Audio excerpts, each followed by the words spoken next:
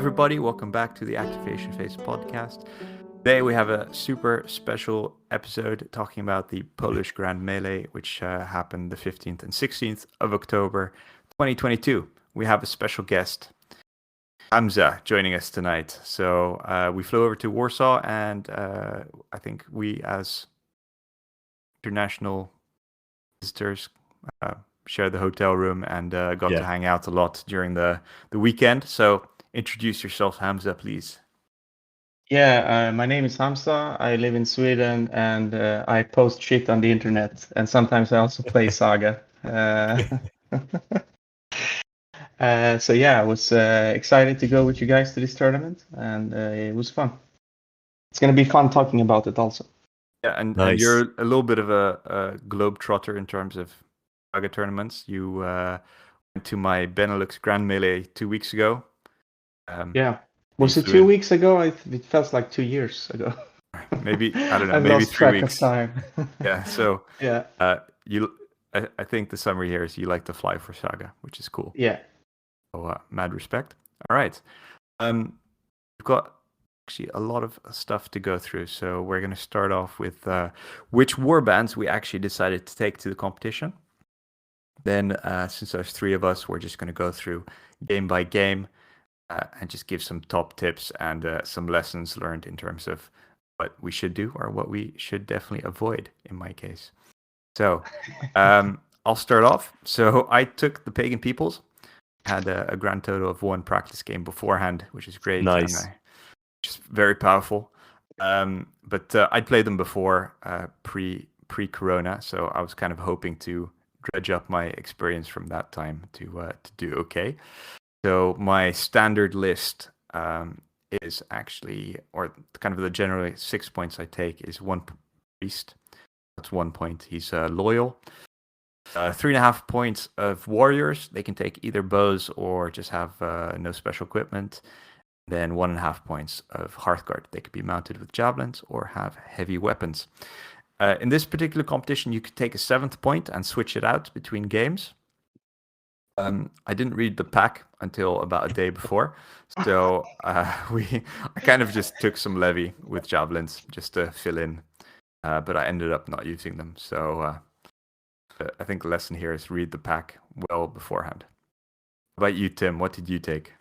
Right, so I took the infamous Cumans, so that they're like the Hun version in Age of Crusades, and I think they're quite.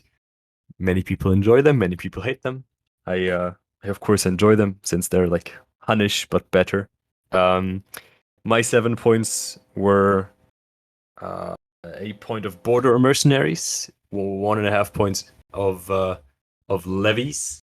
I took 1 point of Hearthguard, and then 2.5 points of warriors. So that's just 6 points, and I had another point of warriors sitting there and ready to go. So I've never used. I didn't end up using them. I just used the same 6 points every time, and just basically used the levies with javelins whenever I could, because on the Cuman version of the Hun board, they count as being Huns, so they're insane. They're so good. And then the Hearthguard always mounted, and the warriors with composite bows. Very, very fun, very quick army that can kind of go into terrain with the borders and the levies, so not as vulnerable to very good terrain placement as maybe the Huns are in Age of Vikings or in Age of Invasions. Was good. So you're saying they don't have any weaknesses, basically? Is that what you're saying?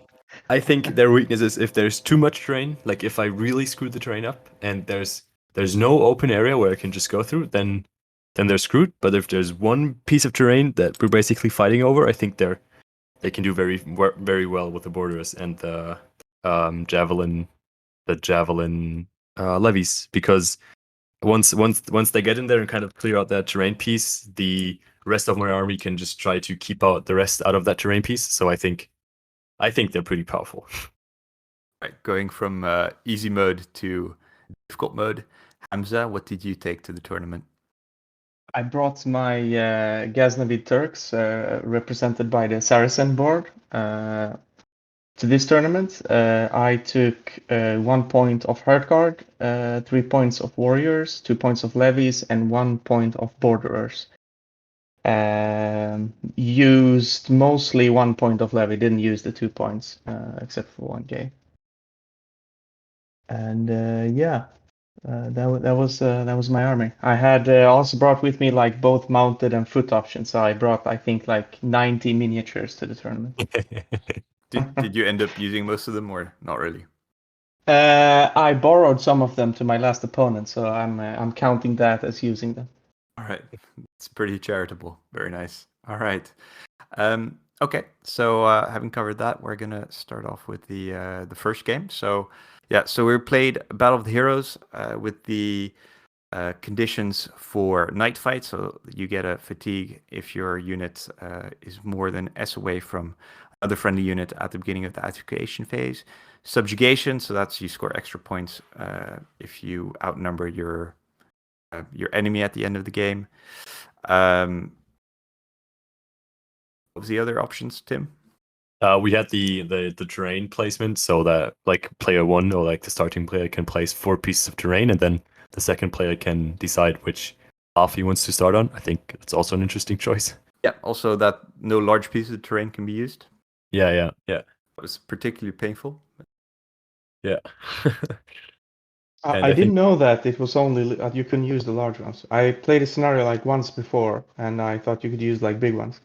You didn't though. It's fine. No, I didn't, but I thought you could, and then I read it again, and it was like, damn.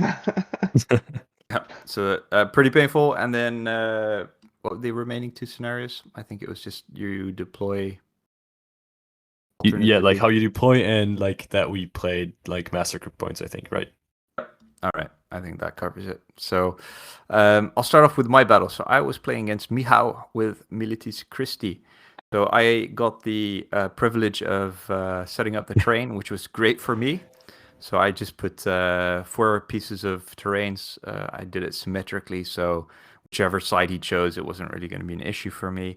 Since I was playing Pagan Peoples, the small being max or having max 4 pieces of terrain and being able to take small pieces was kind of a little bit of a bummer, but I think I did okay. I don't think I deployed the terrain in a bad way for myself. So here I basically lost the game at deployment.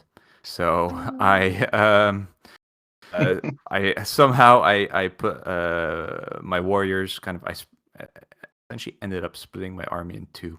So the way that this game evolved, he basically could pick apart one of the sides of my army, and I was a little bit too hesitant, and I didn't move in until it was actually too late on turn 5 or 6 to kind of bring the rest of my army into range and making damage.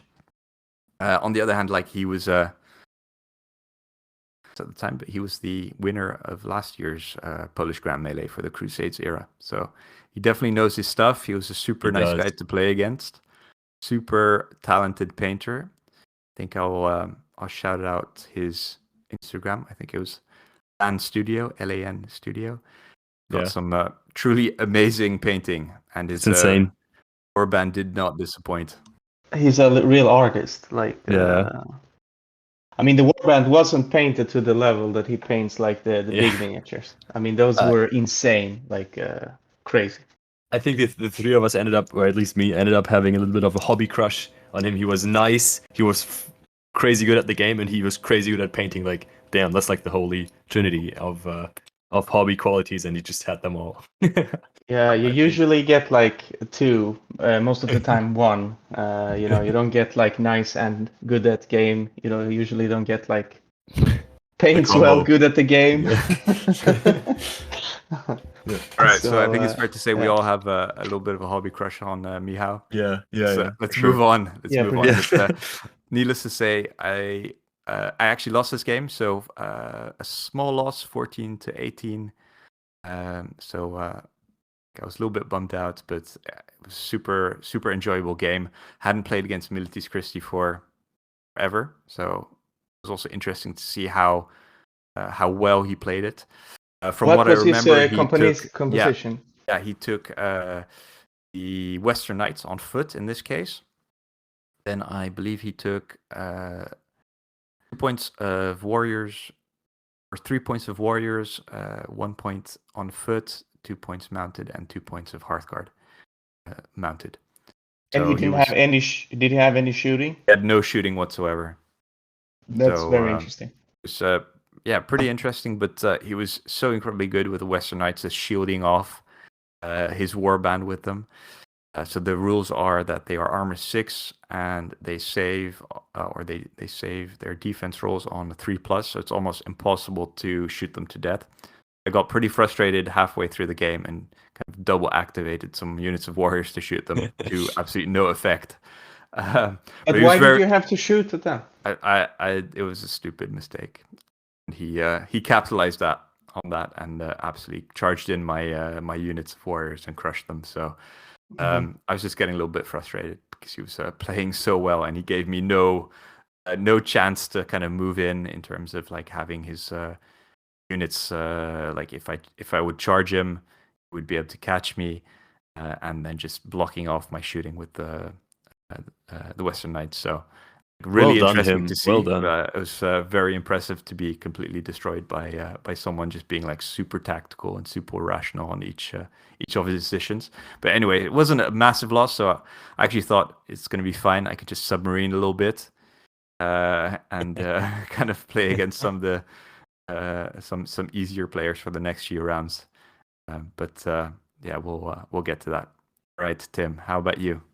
Right, so I played my first match into Saracens by Hamza. So I think Hamza, I'll just give my point of view, and then you can give yours, I think. Yeah, I can add some stuff after you, right? Yeah, I think we both didn't really looked forward toward the to the like night fight scenario, but Hamza ended up being starting player and placing the terrain. And in this scenario, because of the cards, the non-starting player, like the second player, had to start the game, which was also very weird. So I think that was a little bit sucky. And he ended up doing the terrain well. Like we both had borderers, and so he did like two, like a ruin and a rocky ground, and then like 2 small forests, just symmetrical. So it didn't really end up mattering which side I picked. So I just stayed on the side I set up at. And so we kind of, because the scenario needs 2 units to always stay together, otherwise they get fatigued. We were very careful and just didn't really do much. And then also in the first turn, as the non-starting player was starting, and I was not allowed to activate a unit more than once in the first turn. And then second turn, from my perspective, I had 7 Saga dice and I rolled 6 uncommons and a rare. So I couldn't do I think I actually rolled 4 uncommons and 3 rares. Now that I think about it, yeah, but ended up not rolling any commons, which is really tough. So I couldn't do my stuff, and then I didn't do anything. I just stayed there, and then turn 3, I think I still had 7 Saga dice, and I think ended up rolling 5 commons and 2 rares, so no combo again, and I couldn't do my Hun shenanigans of riding around, no fatigue, all that stuff, or like moving around fatigue. That just all that stuff didn't work, and so I just waited for another turn, and so did Hamza. I think he just kept shooting my unit in the rocky ground. So like my javelin levies in the rocky ground. So that didn't really do much. I think shooting them 4 times maybe, or maybe more, took out like 2 levies. So wasn't really a big deal. And then turn 4 came, and I think I finally rolled like some mix, and kind of shot my levy into his borderers to kind of clear that out. And I think I had 14 attack dice with my levies. Hitting on 2s, rerolling 1s, and I still ended up only hitting 12. So I rolled 3 1s, and then that was tough. And then he saved quite well. Like he had 12 saves to make, and he made like, I don't know. So like 2 guys survived, so that was kind of tough again. And so the border survived with 2 dudes left, and then we kind of did some more skirmishing. I moved up my borderers up, and then his levy charged me because the Saracens can do that by generating extra dice for the levy, and so we just had little fights. I think 2 fights, 4 units fighting at like overall. And I think Hamza, you won 13-8 or something, or 13-9. So Yeah. very close. If some stuff had gone like differently, I think there would have been a different, maybe a chance for me to overcommit and like even lose more heavily, or a chance for me to kind of do the Hun stuff of going in, shooting, and going out without taking fatigue and all that stuff. But it didn't end up happening, and so that was tough. But I think it was actually very nice for us to have that first game, because I appreciate you as a player, right? You do stuff well. You're not annoying. It was very nice. It was a nice game, just very cautious. What do you think? I have some different opinion about the non-annoying. Nah, it was fine. I was a bit. I didn't want you to give you like access to a lot of my army with your riders, and you put them far away. So I think I was a bit overcautious with my infantry. I think I could have moved them up farther up and threatened your weak 6-man unit a bit. You had a 6-man unit of levy sitting in the forest. No, it was in the same terrain as the rest. So there I could maybe like. Oh right, yeah. Either go for your regular levy or like your big unit or the other, or just like stay back and shot more. So I was a bit not committing to anything, just wanted to preserve my army. And in the end, I got a little bit of lucky on some critical rolls, and were able to take out your borderers and your what was it, levy to the price of just a levy unit. So that was and some of my borders. So. Yeah. But it was hard to play because I didn't know like that you were gonna roll bad. So I could just like jump out and attack you. Also, the knife fight made it very difficult to actually take any chances. Like you knew that if your unit commits and you just need to kill one, like if you kill like one unit and break the chain of everything standing within S, like there's fatigues coming out, and against Huns, like getting fatigues is bad. So yeah, it was a very careful game. Yeah, I think the excuse of rolling badly basically never tracks. Only very like rare situations. So like, but when you only fight twice, or like have 2 units fight, and like for the whole like 5 turns, having a bad roll or 2 bad rolls just really changes it. And I think you didn't give me any chance to do like more good fights, and so, or like more for me good fights. So I think you did it well, and ended up losing. It could have been a draw, but it was a defeat. So well done. Yeah, thank you. Yeah. All right. So game number 2 was Ambush. So straight out of the Book of Battles. So I was paired up against Christoph, playing the Saracens. So he took 1 unit of Bedouin scouts. So those are the essentially the scouts, but the Saracens, Mutatawiya and Moors can take them on camels with javelins. So it counts as a unit of levies, 8 levies. And they do the same thing as scouts. Essentially, you can move through uneven terrain like it's open terrain if your unit is inside it. He also took a unit of borderers. Seems to be a pretty popular mercenary unit. And then 2 points of Hearthguard mounted with composite bows. And then 2 units of warriors, 1 mounted and 1 on foot with a banner. So with the ambush, I think I was the second player here. He wasn't able to do much the first few turns. He ended up committing his mounted Hearthguard unit to try and capture one of the objectives. Left it, bounced, rolled really badly, didn't kill it, and ended up kind of being out, kind of stuck in the middle of the field. So I managed to teleport one of my units of warriors with bows and just completely killed him. It's like the pagan people have this ability called Lima, which I pretty much play every single turn. It essentially gives you 2 attack dice and auto hits based on how many fatigue your opponent has. So yeah, seeing a unit with two fatigues, that was just too good to pass up, especially since he's composite bow. Armed Hearthguard only have armor 4, so it's great. So kind of from that point on, he was fighting a little bit uphill. I managed to kill 6 or 7 Hearthguard in one round of shooting with 1 unit of warriors. And then after that, I was just kind of picking away at the rest of his warband. Managed to capture 2 of the 3 objectives in the end, and survive with most of my guys. So that one I won. I think I was in the kind of mid 30s against the low 20s. I think was the end score. Super nice guy.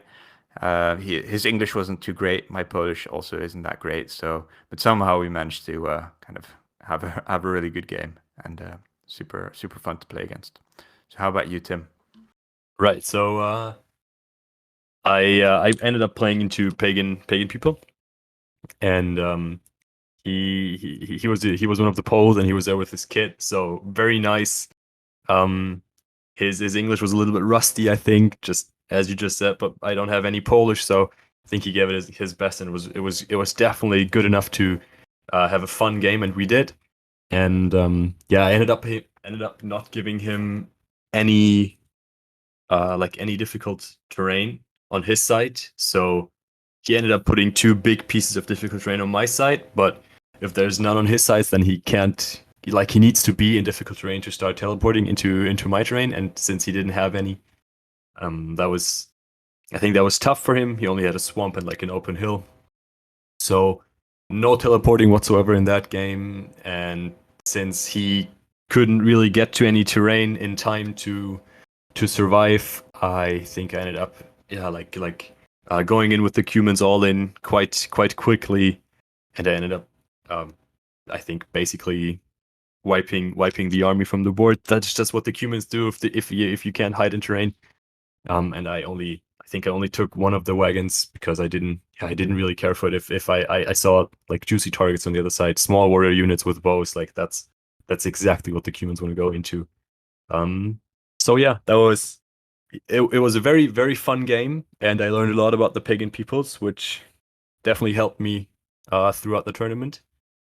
For reasons I think we'll get in later. But spoilers. Spoilers. So yeah, good game. Very nice opponent. His son really enjoyed the tournament as well, and they were like father-son combo. Like, damn, that's amazing. Goals. Yeah, goal holds for sure. Hamza. Definitely life goals. All right. Yeah.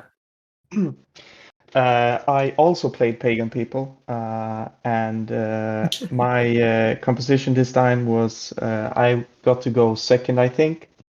And one of the risks in this scenario is actually the first player has a bit of an offensive advantage, because turn 1 nobody has Saga dice, turn 2 the first player gets his whole board, and he can attack you if you're not careful. And guess what happens? Anyway, so yeah, what was my composition was like 6 Hearthguard with bows, 8 2 mounted 8s with composite bows, and the what are they called? The borderers, and 2 units of shooty levy, like because Saracens can only take like bow levy ever. So anyway, he puts down. I haven't played pagan people before, so he put down some like 2 small forests on my side, and I put down a steep hill on his, which was not so smart. So what happens in the second turn is he had like 4 units of Hearthguard and the rest warriors, of course. So his Hearthguard had Dane weapons, heavy weapons. In turn 2, they run out and kill my warlord, and I'm like, fuck, this is not. Yeah, that sucked. So I was on a bit of a. Can I swear on this podcast? I'm sorry. Yes, of course. No, I'm gonna override this. This is a family show. Is this a Christian family show? All right. Please go ahead, swear. All right. So I was upset by that. It took out. I mean, it fatigued my whole army basically also. But he had what he then did was he attacked the wagons with like he attacked like the big wagon in the wagon closest to his with his big warrior unit, and then he sent like those smaller units after the other wagons. But the problem with like small warrior units, if you're playing against Saracens, is I'm gonna remove your attack dice and do a lot of damage. So once I got rid of the fatigues, I could like take out unit by unit. And he also took on a lot of fatigue from attacking the wagons. And since I was like second player, I had like basically all my mounted units left except the warlord. I could just attack him in the end and just snatch the objectives from him. So he was not, I think, expecting, because I was like playing so reserved in the beginning, like just removing a little fatigue, shooting a little. He didn't like expect that I was gonna like unleash my army in the end and just take the objectives. Yeah, that was a big win for me, I think. Well done. But I learned my lesson about the pagans. So the correct move is not give them, like, you put the terrain on their side and don't give them any uneven terrain, because because in my head the teleporting was like it took a fatigue to do or something. I don't know why I thought that, but it doesn't. Nope. No, basically what you need to do is put down a open hill in their deployment and swamp. and swamp, and then it's game over. Right, yeah, I mean, I've learned that. So that was that game. Right, cool. So third and final game of day one was The Crossing. So that's the one where you have the river, one bridge, and then you essentially deploy your warband in two separate groups on opposite sides of the table in the two corners. Then you have to choose which side you want to get over to, and then you score a bunch of extra points if your units are on the other side of the river from where they started, and also close to your your warlord, which ended up being quite clutch in my game. So I was playing against Carol. He took Ordenstadt. From what I remember, he took 2 points of levy with crossbows. So always a good shooting matchup there. He took a mounted warlord, and then 2 points of Hearthguard in one unit with, I think, 1 point of Turcopoles, and then 1 point of warriors mounted as well. So the Turcopoles always super annoying to deal. But yes. Anyway, so in terms of terrain, I think he was maybe not super aware of the pagan people, what they get up to, which was a little bit kind of sucked for him, because he let me, he actually put down like an uneven piece of terrain against me. So I was happy that he did that, but essentially it meant that there was an uneven piece of terrain in every single corner of the board. So this was like the perfect setup for me, and I couldn't have asked for a better terrain placement actually. So actually a lot happened the first turn. On one side he had his warlord field with 2 points of levy with crossbows. Then on the opposite side, he deployed the rest of his warband, so the Turcopoles, warriors, and Hearthguard.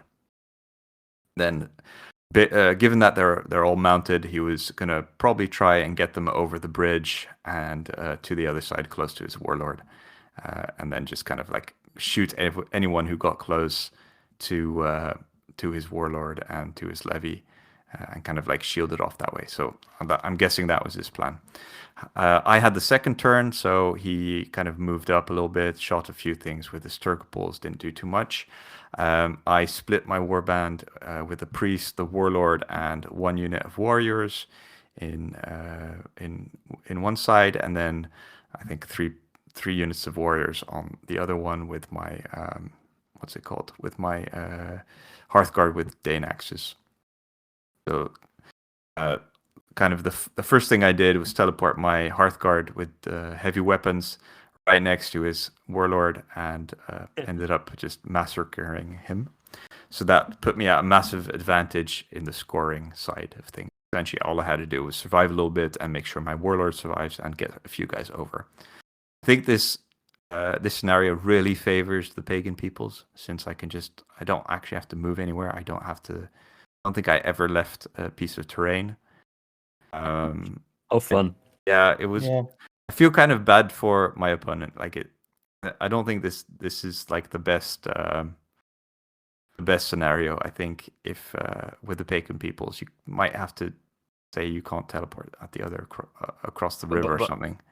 Let me just get in here real quick. I think it's very, very easy to deny the teleporting because you know the corners, like they're diagonal to each other, and so once your opponent starts placing like terrain in one corner, you're just like once the pagan people player starts placing terrain in one corner, you just immediately put a swamp into the other one, and then he can do it to the other set of corners, but you can do the same again. And so I think if you know what the pagan people can do, this is easy to deny, and then they have a real problem because then they need to like walk through the bridge.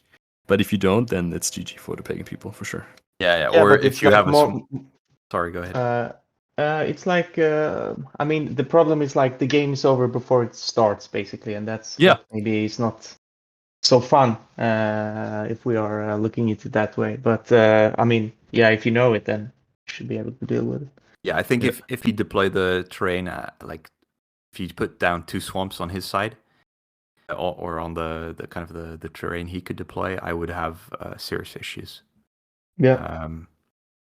So yeah, I think like if I had to get out of terrain and then like get across the bridge, he could have just crushed me with his mounted Hearthguard or pretty much anything really, because I'm just some warriors with bows. Yeah, you're in trouble. Yeah, you didn't do the power move of bringing like 9,000 models, so you can like have every build. So yeah, it will be tough to just walk with your bow levy across the. Oh no, sorry, absolutely. bow warriors. Yeah, no, I did bring.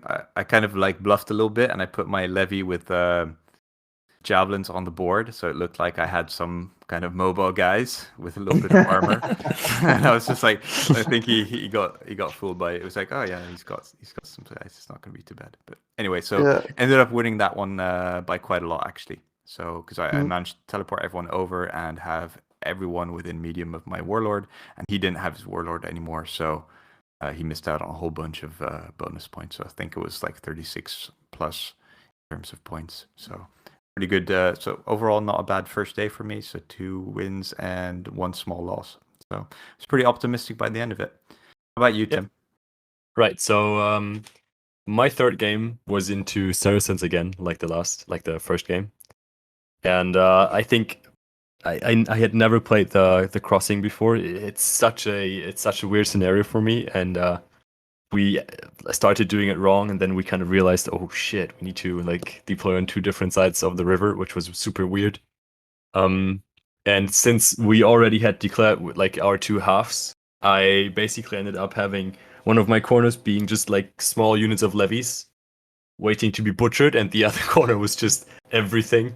Like it was like 4.5 points to 1.5 points or something. I can't remember, but like 4 points to 2 points. And yeah, so he kind of had a similar problem, and it was a massacre, I think. My borders were protecting my levies, so nothing quite happened to my small site, but his small site was just in front of my my huge warrior blocks and Hearthguard blocks, and like Hearthguard block and my warlord, and so I ended up like first 2 turns. I think his first site was basically cleared out, and then like 2 more turns the other side was cleared out. The humans are just so strong, like attacks wise. Once they start like going into melees and start charging, and then they just wipe whatever they touch if they can. And that was my opponent was kind of tilted a little bit in the end, but like not towards me. He was just tilted that a game went so badly. He was very nice. He was one of the people that we ended up interviewing, Alex, and yeah, so it was a good game. Maybe not the most like close, because yeah, tabled to me having basically everything on the other side of the river, including my warlord. So lots of points for me in that scenario. So great game for me, I guess, and we had fun anyway. And the lots of points in that scenario might have mattered later, but more on that later. Damn. Yeah. So I'm gonna go through my game. Let's see. This is the crossing. Yeah. So I was facing off Gabor, who came from Hungary, with Lithuanians, an Eastern Princess board, and once again he was really strong with deploying the terrain. He put like a big hill on my side, and or I mean he took like a big steep hill on one of the sides, and since he was first player, he could ensure that I was gonna get that hill. And that messed me up a bit because I didn't have like a real strategy in this scenario. He had 3 units of 4 herd guard, the wagon, 12 axemen, and like Danax warriors, and 12 levy bows. And I picked basically what I picked in the last game, like the levies, borderers, 2 units of warriors, 1 on foot this time, because I was expecting him to charge with his herd guard.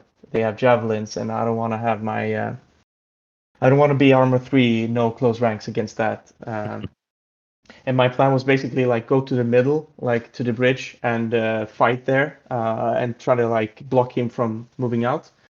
But what happened was like the bridge, the river on one side got to be chaotic, which means it can like be open. We have to roll for it each round, and it can be open terrain.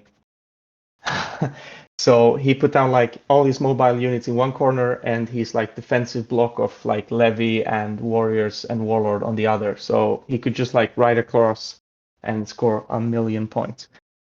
And again, I put like my herd guard a bit careless on the hill, so my plan was to like ride out, but I noticed he could like move up his levy with one move and then shoot at me, and he did that, wiping out 4 of my herd guard. And that was a turn, I think he's turn 1, which was really brutal, because now one of my corners is extremely weak and facing down basically his herd guard and his wagon, so he could like with the wagon shut down like my long charge with the warlord and just like beat up the small units with his herd guard. But he didn't do that. He instead went for shooting like at my borderers on the other side. Didn't move out very much, and that was, I guess, fine. Then he tried like get the unit across. I hunted it down with my warriors that were mounted. And basically, it became like a slugfest in the middle, and he had a few small units, like we ground each other down, but I still had more units left. And he made like a final charge against my warlord with a bunch of guys, but it didn't work out. So that was kind of, I mean, the game was super close and super tense. Every round was basically up for like there was no clear winner, because I was kind of like near the center. Was, you know, he can just move his herd guard across easily, and I was we fought there a lot, but in the end I had more units survive than he did. So he got units across, I didn't, but my like I had too many in my warlord bubble that gave me more points in the end. So that was like a close win for me, I think. Gabor played pretty well, so he wasn't exactly like a pushover or anything, and it was a fun game. Nice, sounds great. I was kind of exhausted after it, because the brain energy we spent could heat up, a small village. Nice. Yeah, definitely. I think one thing to note as well is like normally this scenario doesn't get played at tournaments simply because you need so many bridges, so many rivers, but they actually kind of got around that very nicely by having rivers and bridges printed, so like 2D. I think it was like a rubberized type of paper or something. Yep.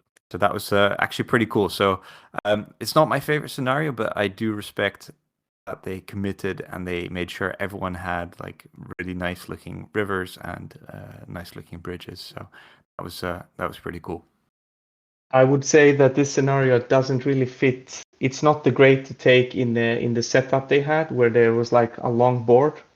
So you can, I mean, since you were playing on both sides, you had to like stretch over to the other, and that could be a little annoying.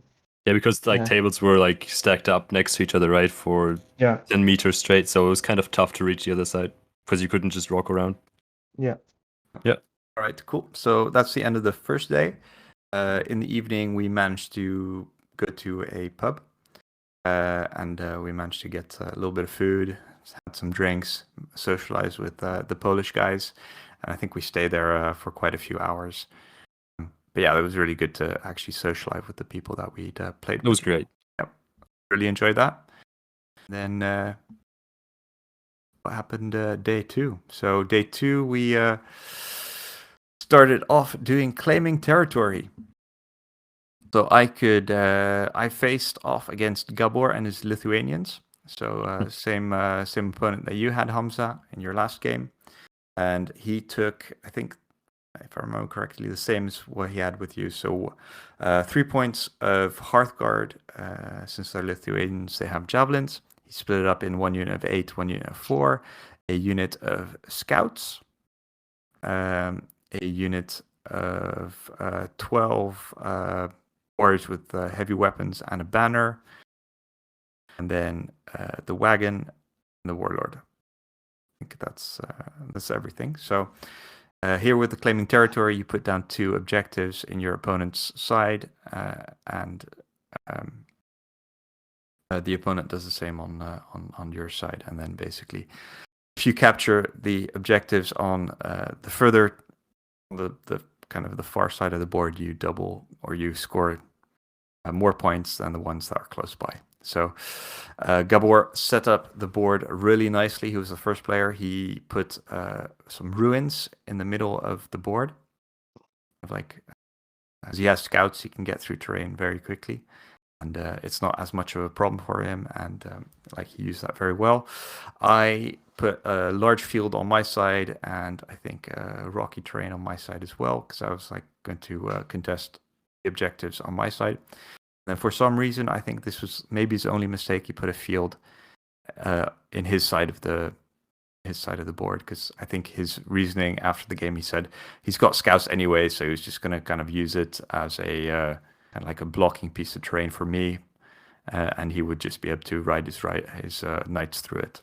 But it didn't have a massive impact in the end. So here.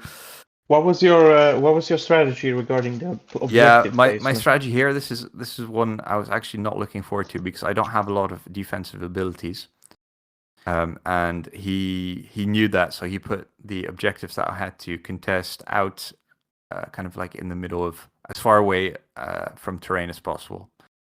So here I switched out, I think 10 warriors. I gave them just normal hand weapons and shields to be able to kind of close ranks and survive a little bit. And also, since it's claiming territory, you use conquest points, so the larger the unit of warriors, the better.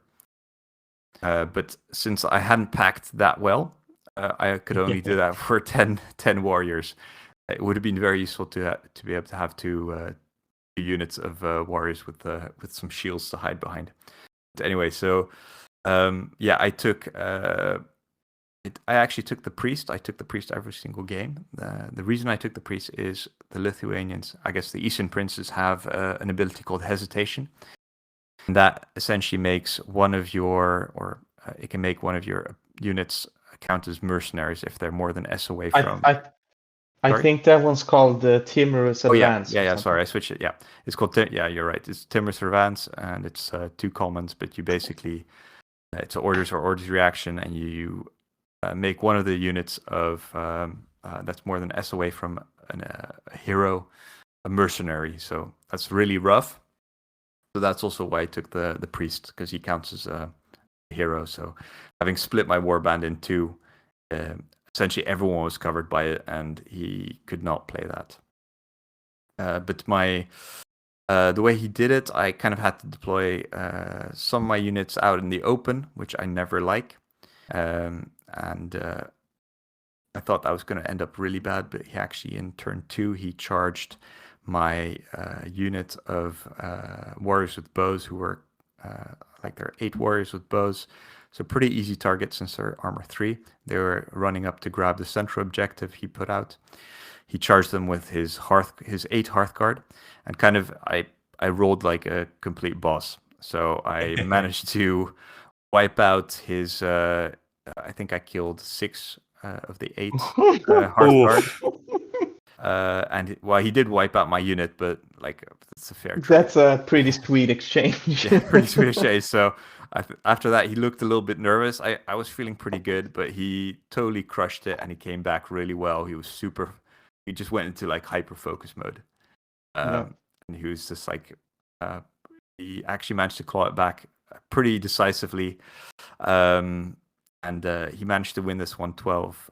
Or sorry, 19 to I think 12 or 14. I don't have my score sheet with me anymore, but it ended up being quite close. We only managed to make it till turn 5. If we had a little bit more time, because we ran out of time, I think turn 6 I could have turned it into a draw, but like that's just a limitation of the tournament, so we had to stop. So, but really focused game. My brain hurt after it. Like it was super intense game. So I pretty much felt completely exhausted, more exhausted after the first game than I did like the whole first day. So anyway, how about you, Tim?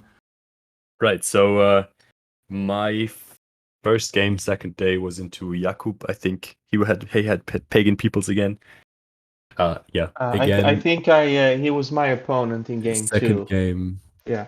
Day 1. Yeah, I think so too. And in that one, I think the best thing that happened to me was not giving my opponent terrain again.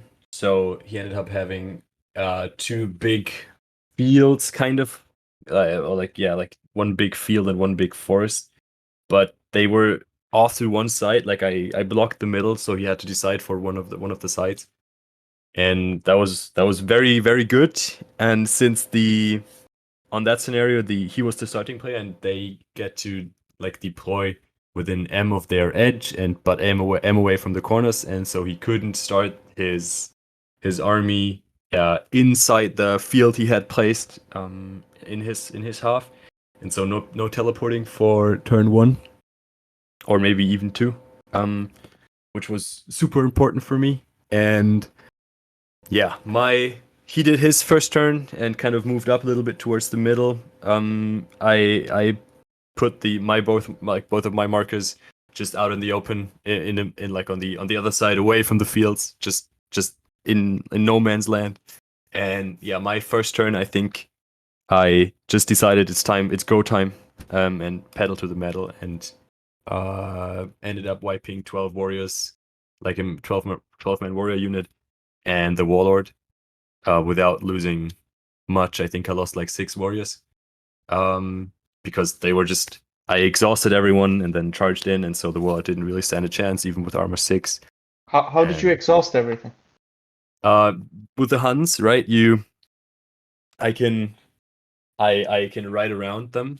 So I had 2 units going around the warlord and the big warrior squad, and then I can pick 2 of my Hun models, and every unit in between gets a fatigue.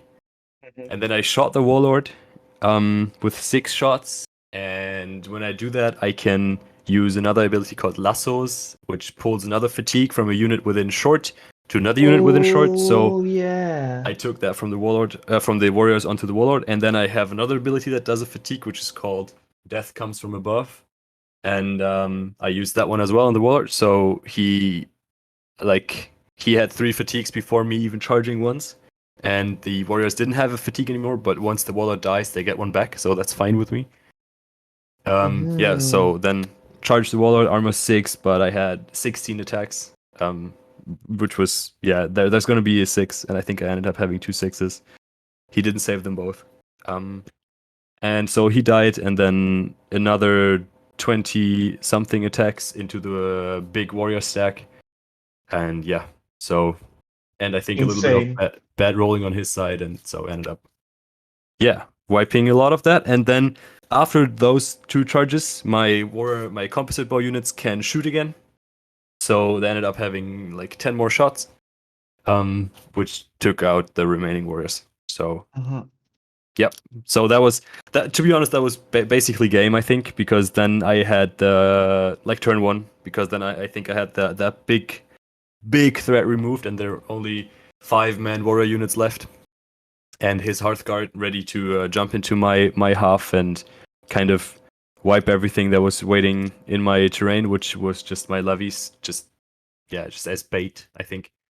And he ended up jumping into my terrain, but not charging me, which was very great. And then my levies charged him, and since they can also, it's their ranged levies, so they only get like 4 dice by themselves, but through abilities and charging and stuff, they ended up having like 14 attacks, and hitting on 2s, of course, and rerolling 1s.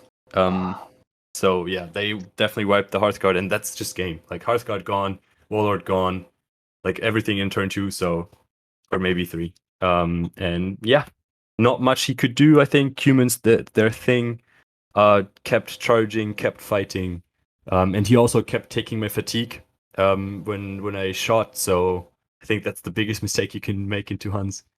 Because once I start up taking fatigue, I just die so easily. And yeah, quick game. Jakub, amazing guy. I think he definitely. He always said like he's a newer player, but he definitely has all the rules down up to like to FAQ stuff, like 2 months old stuff. He definitely knows his stuff. I think he just, if he ends up playing more on tournaments and stuff, he's gonna get really, really dangerous, I think. And he was also very good already. So nice guy. Yeah. I also felt. I mean, when I talk about my game, I mean, he was absolutely no pushover. His strategy for the scenario wasn't like on par. But I mean, the way, I mean, he knows what his army should do. So that he was all right, I think. Yeah, I think so too.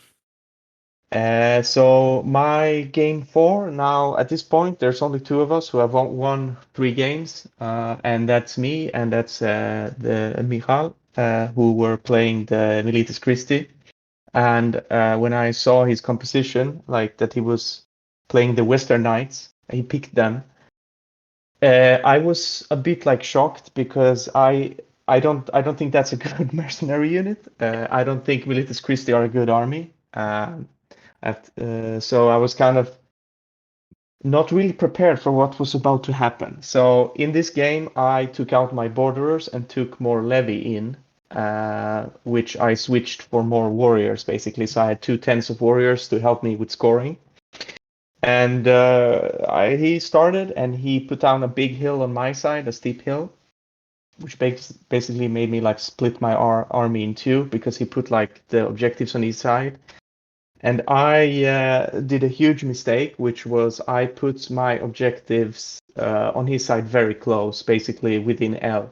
So what happened was that his mercenary Western Knights could basically contest both objectives by spreading out on the line. That's not a problem when you have 8 models, right?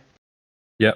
So that meant like I have to get rid of them, which I really don't want. I mean, I don't want to attack them and engage with them. So he took that. He put 2 big 12s of warriors mounted and 1 big unit of hard cards. So he had basically 5 dice. And when you do stuff like that, and on my side I had like 4 hard card, 10 warrior, like 2 tens of warriors. They were meant for scoring, so I didn't want to engage with them in fights. Suddenly I was really out of combat power in this game. I could not engage with his knights so well, and even if I remove dice, like a lot of people say like, oh, Saracens are bullshit, they can like take away your dice and power themselves up. Yeah, sure, but if the opponent has a lot of dice, which like 12 Militis warriors have, then I mean you're still gonna die if you want to fight them. So basically, he went up, contested my side. I mean, it's not easy to kill Saracens on foot if they have abilities powered up. So his Hearthguard charged with like 21 dice or something and killed 1 of my models, but it was enough to put me back, or 3 models, which was exactly enough to push me back outside of my objective on one side, which meant he like secured it and got a lot of points. In the next turn, I got like really upset and wanted to get rid of his Hearthguard and shot and fought them. I got rid of them, but now I have given him way too many points because I was not contesting my side, and he was, he had less units than me, so he could always have like blocks on Orison up. He blocked a lot of attacks. Obviously, his terrain placement was much better than mine.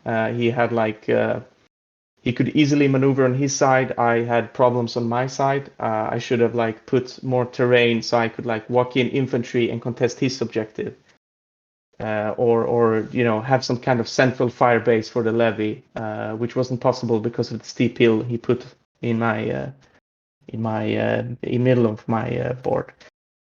And yeah, that was actually a loss for me. He played well.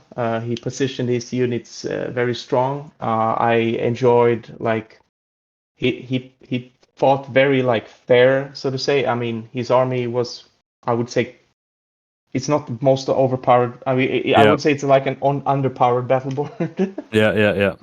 I mean, I don't think Saracens are the greatest either, but it was definitely because of like his skill and having like a clear plan how to like defend his objectives and contest mine, while I was more like, oh, I'm just gonna sit down, score points, and hopes nobody attacks me, which was not that was not the best. So of course I should have like used my borderers, and if they could maybe do something to those knights. I'm pretty sure they would, because if I attack him, he will have like they produce a lot of attacks. They bring out his armor and so on. So I should have just played my like normal composition instead of like overthinking and going like, oh, I'm gonna need a bunch of I took like basically a new army at the when I shouldn't. I just should have just played with what I knew. So he won fair and square. He won pretty big, I think. So yeah. Congrats to him, man. Like Militis Christi and like Western Knights. That's a big big energy move. Yeah, and he also used like he didn't use because he was using so many mounted warriors. Like his army had an enormous footprint because he didn't like use the small bases like I do. Yeah, but I mean I also do. Yeah. On some units. So he was just like playing like really fair and fair but hard basically. So that was I mean, I was very impressed by that game. And it was a long time ago I played someone who could defeat me in Saga in that way. Like he just plays better. There was no like luck involved. There was no like, oh, his army is bullshit or anything. It was a better player. He had a clear strategy. He put down the terrain better. He knew his army better, I think, like how to use it. Yeah, and I was just like, I could not win the tournament anymore, but being defeated like this is one of the best ways. So I was kind of happy for that game. Yeah. Mihao Giga Chat. Yeah, basically. Yeah. Right, JP? But, just one more thing. Like all 4 games I had in this tournament were really tough. So I was building up a few fatigues playing. Yeah, go on, JP. All right, yeah. So there were just 2 games on the second day, so we're up to the last one. The last one was Tale of Challenges, also straight out of the Book of Battles, and somehow I had matched up against Tim. So I guess we can, let's talk about what we decided to take in terms of challenges. So right. Actually, you were the first player, so you go ahead. Yeah, right. So I thought I'm Hans. I might as well take what I am Cumin. Sorry, I thought I'm. I used the Hun battle board. I might as well use what they're good at, and I picked my first challenge was First Blood. So the first model destroyed needs to be on your side. Otherwise, I lose 3 points, and if I can make it, I get 3 points. My objective, or the first one I took, was a pretty ambitious one. I took My Fury will echo across eternity or something. Yeah, forever, something like that. Yeah. So that's the one where you have to kill 10 models in a single activation phase. But I think you score quite a lot for it. I think you score something like 7 or 8 points.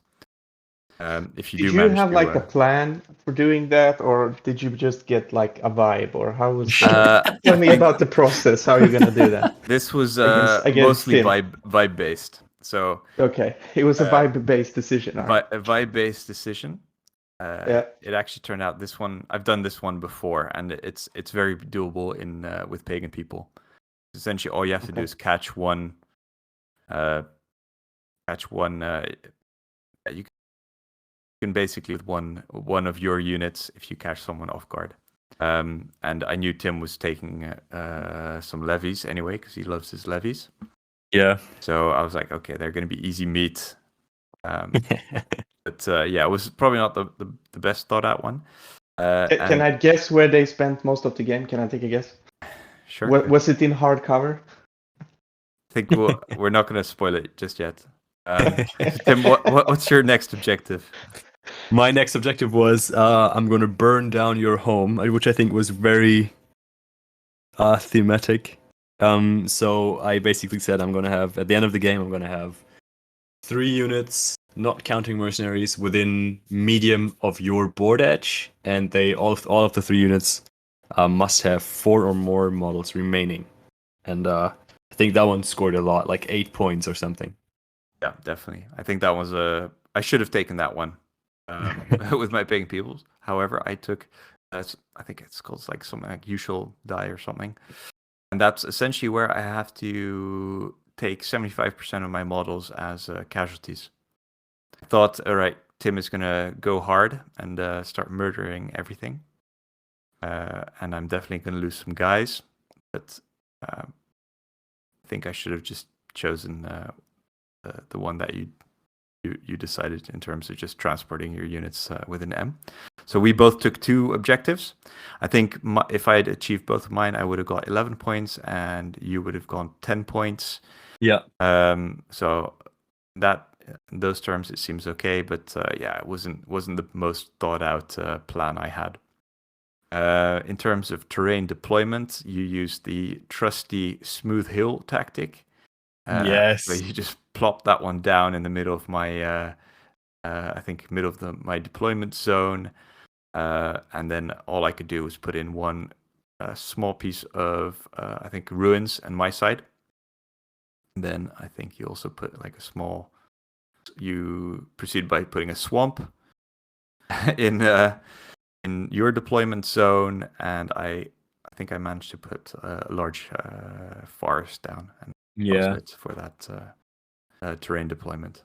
Yeah, you ended up taking that one piece of shit, like rocky grounds that you use, like. Yeah, I ended up into the side of the board. Yeah, I managed to find a tiny piece of rocky ground that I could. It was I gave it to you because I was like going around the entire like gaming zone just to finding a small piece so I could give it to you to own Tim. Yeah, so I like to delegate my terrain finding to other people. But yeah, you managed to find like a something that just fit. Tiny but legal. It was yeah. It was I think it was on the border of legal Saga sizing. But anyway, all right. I think the first turn you already charged out and went 100% for the first blood, and then you managed 3 dice. Yeah, 3 dice, and you managed to kill 1 warrior in the ruins, which was pretty impressive. So, was important. It was important. It kind of bummed me out a little bit. I'm not gonna lie. And Did you have a first blood or what? Yeah, Tim had first blood, so he managed to get that. And then I think also in the first turn, or my first turn, Tim had deployed his levy in the woods. So yes. I think he saw it coming straight away. I teleported my 6 Hearthguard with heavy weapons right next to them. Charged them and managed to wipe them down to. Actually, I think I killed exactly 10 guys. Yeah, you did. Yeah. So. What? Whoa! So spoilers. They were not in hardcover. Yeah, they were in the forest. Yeah. Yeah, they were in the forest, but yeah. So minus points for me. Yeah. So I was up a little bit and.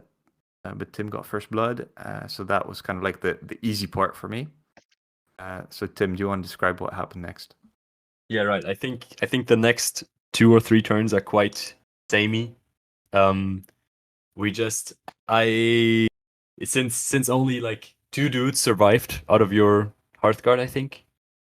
And It was 3, and I think I charged you for a second time to wipe out your unit, and then and one more died. Yeah, and I think you lost like one. It was not a good trade. That's all I'm going to say. I lost 2 levies, and you lost 1 Hearthguard, so that was okay for me. Yeah, and then basically one of my units was cornered.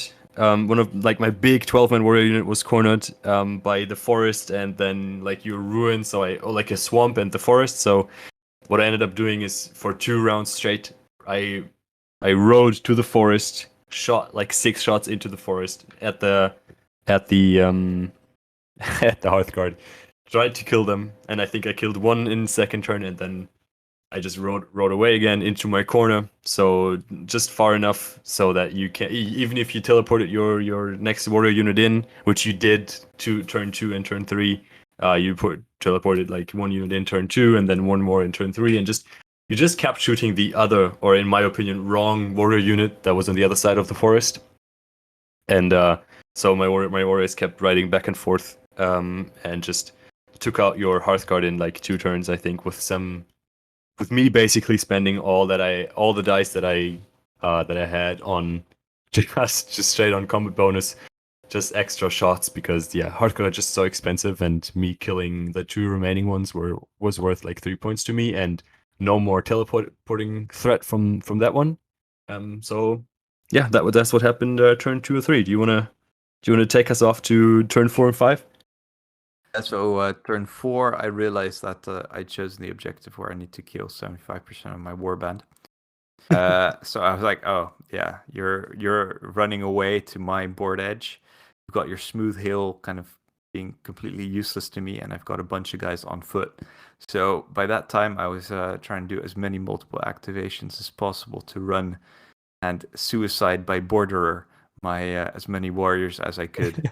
So I think I ended up charging 2 or 3, or actually 2 units of warriors into your borders in solid cover, hoping they would wipe them out.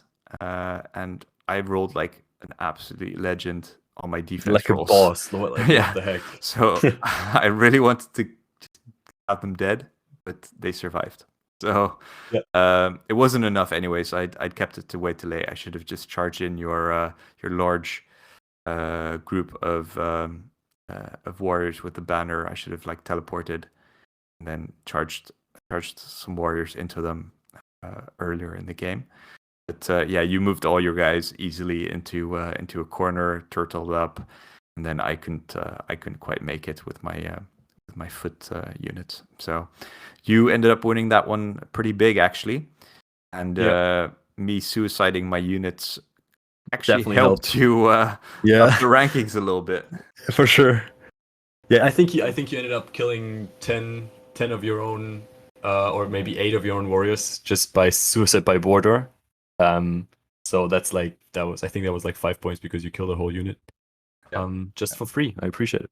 Yeah. Probably should have. Yeah. Spoiler alert here. So Hamza, how does this knowledge make you feel? Pretty bad. You were basically setting up. How do you say when you when they fix the game, rig the game? Yeah. We had bets going on everything, so we wanted to make sure those turned out great. Yeah. My last game was against Mutatauia. This is another faction that I don't rate pretty high, but there are surprises. There was that's the theme of this tournament. Like they play their warbands. The guys I faced played their warbands very well. Anyway, I picked, since it was Mutatauia, I expected him to attack me. I picked a challenge where there's no unit below 6 models left at the end of the game, and I was going to kill like his most expensive unit, which I assumed were like, I could pick what that was, but it turned out we played it like he picked what they expect. I mean, if there were 2 units with the same cost, he would pick which one it is, and that messed things up for me a bit. I should have checked that, of course, before picking it. The objectives he picked was First Blood and having a turn where he's immune from attacks, like nobody dies in one turn, and it has to be after turn 3. which I thought was a strange choice for the Mutatalia because they want to exchange units all the time and do damage to themselves. So what happens was I put like terrain-wise, I put like a ruined and a forest. A ruined and rocky ground, kind of close to each other, in the middle of the table. And he very strangely put down like a very large wood on his board edge, and that's where he put his 2 big units of warriors in that I should kill. So 1 archer unit of 10 and 1 spear and shield with 10, and with the one with the 10 spear and shield guys was the target. That of course is hard for me to reach because it was just like at the back of the table basically. And he had a unit of herd guard on horses, which was another, in my opinion, strange choice, but once he did what he was doing, I kind of figured out why he did it. And also like 2 tens of warriors, and the rest was 4-man units of warriors. So 5 4-man units of warriors, just like outside of the terrain. And this was strange. I don't know like what's going on. Like, what's going on, folks? So basically what happens is he generates a lot of Saga dice, like basically 8 almost every turn. So he walks up those foot units, like 2 moves to my horses, or a move and a charge, and then like powers him up so it exactly doesn't die. Then he sacrifices those models to do like a shooting attack with the range M into my horses, which have really low melee armor because it's done against the melee armor. So, and he takes like 3 shots, and everything that goes above the melee armor kills my models. I don't get a save. And that was really brutal because I had lots of armor 3 models in my army. So first turn, he went for the borders with his herd guard, killed a bunch, I think 5. And then he started to shoot. He sacrificed his remaining herd guard to take out 1 of mine or something. And like at turn 3, I was like seriously reduced what I could do. I had like my levy, shooty levy were down. My unit of horse archers, warriors were down to like 2 or 3 models, and I had seriously bad combat power.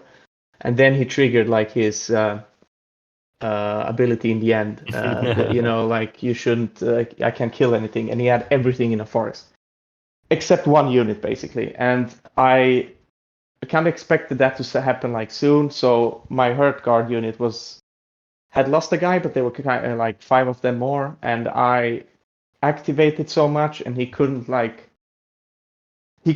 really figure out where to spend fatigues and where not to spend fatigues. So I was basically able to deny him that. And in the previous rounds, I was the one who killed like the first model because I started. So I denied him his boast, and he denied me mine. And he had lost a lot of models because he was sacrificing warriors to kill Levi also, and that's not a good trade for the Mutatalia. But it was a tough game. It was really unexpected, like what he was doing. Like the threat range of the 4-man foot warrior units was very large. Like they could basically move outside of the terrain, like move short, charge L into you, and then like shoot another M. So that's an insane threat range to get your horse, to get that like horse guys. So I think I made a mistake of not using like melee cavalry. I didn't bring that actually. So next time, bring more models. Bring 1,000 models. And also like pick better, pick the bows so that your opponent can't just like defend against both of them in the same way, basically. So by having this terrain and by trying to like keep himself alive and denying me kills, he could get a lot of points for it. So in the end, I killed more, and I lost also more points from my boast. So it was not super close, but I won like a medium victory. But it was a really tough game. So yeah, that puts me like so far at 4 wins and 1 loss. Okay, so I think we're standing at JP has 2 wins, 3 losses. Yep. Hamza has 4 wins, 1 loss, and I also have 4 wins, 1 loss. And so I think before the final ceremonies, Hamza and I were talking that he probably is going to end up like second or third, with me being just behind him. And so we were waiting for the ceremony to tell us that, and it didn't quite happen that way, right, No, Hamza? I mean, I got third, but you got second. Yeah. And you won with 1 point more. I had 99 and you had 100. So Yeah. well done, I kind of Tim. feel like I guess. the kingmaker here. Yeah, you do. Yeah. You 'Cause should, I was man. You like, should. I was a useful Uh, springboard for the number 1 and number 2 of the tournament. So I was like the baby seal that gets clubbed for points. Yeah. Um, Well done, JP. I appreciate it. yeah, We appreciate you a thank lot. me for my service. But I mean, like, I mean, my games, all of them were not. I mean, they were not like huge wins for me. Like maybe one in the second, like the second one. Like every game had very difficult. They were very tough. They could have easily gone the other way. So, I mean, I'm not upset about it in that way because, like, for example, the last game he could have. The guy I played, I mean, he could have managed. I mean, done. Some things a little differently, and I would have basically lost. And the same with Gabor's Lithuanians. I mean, there was it wasn't like a steamroll in any way. It was Right. they were very even, all of them. Yeah. All right. Yeah, So I'm not sure actually. So we didn't say that Mihao with his Militis Christi won the tournament, at least for the. Oh yeah. So Yeah. he was first, Tim was second, Hamza was third, and they haven't actually Yeah. released the rest of the rankings yet. But I'm guessing I'm in kind of bottom third, given my track record. So, oh well. But overall vibe was super positive. I had a really good time. yes. Really good Yeah. 2 days. It was super cool to meet some people that I chatted on the internet to. We had a good chat about kind of like the respective scenes in terms of how we are playing in kind of Netherlands and West Germany compared to Poland. So yeah, it was a super positive vibe. Also, really good organization. So really, really positive experience in the end. Yeah, and I think one more thing to add, I think it's quite impressive to run basically 3 tournaments in like 2 days, because they also had an Age of Vikings division and an Age of Magic division, with Vikings, Radek, one of the organizers, winning with his Anglo-Saxons. I think we interviewed him, and that should be on the YouTube channel. And Does he say his army composition? yeah, he does. He had 4 points of levies, 1 point of Gegedil, and 1 point of Angry Monks, which is basically an insane army, like, to start with. It's hard. It's hard. Yeah. Actually, it's the most impressive part was the third place for Age of Vikings was actual Vikings. Yeah. And the Viking tournament was bigger because the Crusades had I think 14 players and Vikings had 16. Yeah, and 8 for Magic. So yeah, it was pretty impressive actually logistically that he was essentially Jan was running it mostly by himself with help of Radek, because he was also playing at the same time and crushing people. Right. So like that's a serious headache. We appreciate his noble sacrifice for running the tournament. Yeah. Also, there was the sponsors also provided like as much as you can drink Pepsi, water. Yeah, that was good. Peanuts. That was amazing. Pretzels. That was so good. So like we were peanuts. Yeah, we were fully hydrated. And I think I was spending like most of the game time in the bathroom because I was like overdosing on light on aspartame basically. Nice. I also want to add like the Polish players were pretty funny. I mean, they were just funny. I liked them, and I also think they were I mean, the game I had were very tough. I don't remember a tournament where I played. It was so difficult in every game. Basically, the opposition was so. Like usually, I have like 3 tough games, and then like one that's really easy and one that's like medium. But this time, like I had one that was you know, like kind of half tough before because I lost my warlord so quickly, and then 4 that were just insane. Yeah, I was completely drained after playing them. And that's also because they were like playing the standard factions, but they were doing things that I've never seen before. Like Yeah, I for played sure.